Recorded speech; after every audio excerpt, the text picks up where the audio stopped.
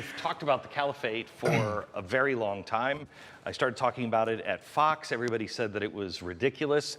I really thought it was going to come from the Muslim Brotherhood down in Egypt. It didn't. It came from ISIS.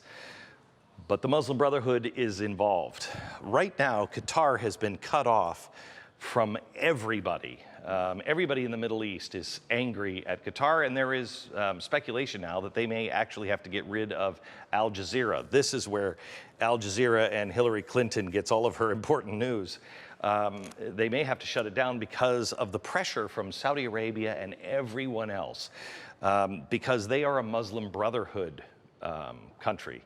And that's not real popular right now, except in Turkey.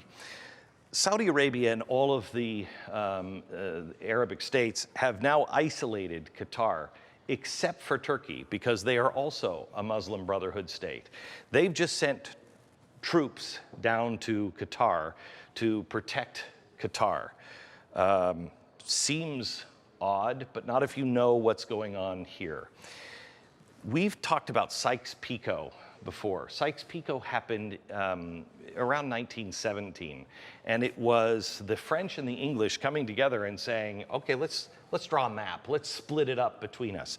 So all of these borders are nonsense. It's why the Kurds, you have the Syrian Kurds, who are Marxist, Leninist revolutionaries who want an autocratic state, and the Iraqi Kurds. They're like America. They're the most friendly in the entire Middle East to America. Why? They speak two different languages, and why they're two different people. Because they lost their national identity during Sykes-Picot.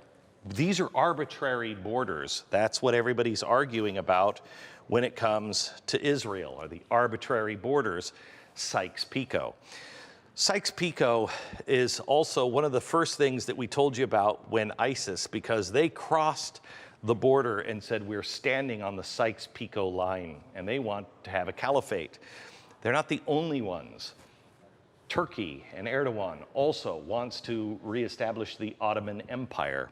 Iran with the Twelvers, they also want to reestablish the caliphate. So here's what's happening. The Syrian Kurds, who our government is now saying that we should support, let me make the case that perhaps it's not too insane to support them. I would never support them. I don't think we should be involved in anybody's business, let alone giving arms to people who are radical terrorists. These guys are terrorists, but they're keeping Turkey kind of at bay and keeping them busy. Turkey wants to sweep down here and take this area for Turkey, which would erase this border, and Turkey would then have this area. Eventually, Turkey really wants to take all of this area. In fact, a lot of it like this. This is what the ISIS controls. Syria is almost gone. They want to defeat the Syrian Kurds, the Iraqi Kurds.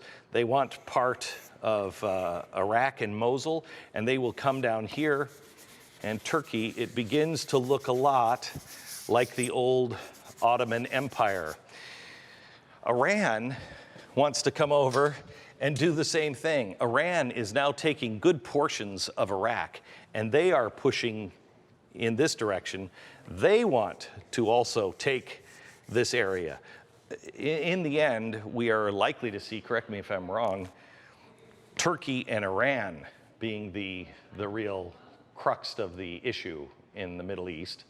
Until this is settled, it will belong to either Turkey or Iran, and then that is when they turn all eyes to Israel.